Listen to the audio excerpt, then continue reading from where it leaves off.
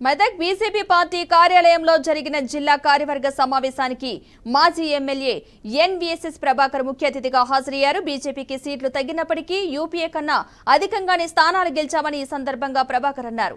ఎన్డీఏకు 370 స్థానాలు వస్తే భారత రాజ్యాంగాన్ని మారుస్తారని చెప్పిన రాహుల్ గాంధీ మాటలను పక్కన పెట్టి ప్రజల విశ్వాసంతో మరోసారి మోదీ ప్రధానమంత్రిని చేశారని అన్నారు. సుప్రీంకోర్టు చెప్పిన విధంగా సీఏఏను సవరణ చేసిన ఘనత బీజేపీకి, ప్రధాని మోదీకే దక్కిందని ప్రభాకర్ అన్నారు.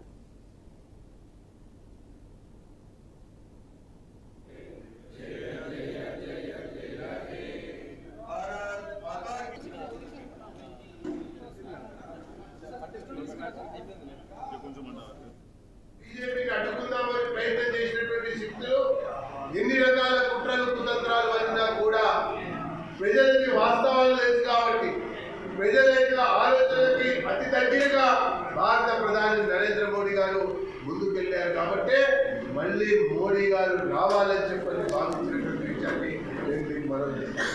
మరి ఈరోజు వాస్తవంగా రాజకీయాలు చూడండి, ఒకవైపున రాహుల్ గాంధీ గారు మరి ఈ దేశాన్ని ఏదో ఉద్ధరిస్తామని చెప్పని ఈ దేశంలో ఏదో మేము సాధిస్తామనేటువంటి ఒక ఆలోచన అభిప్రాయంతో వారు ఒక కార్యాచరణతో ముందుకు వచ్చినటువంటి విషయాన్ని మనం చూసాం.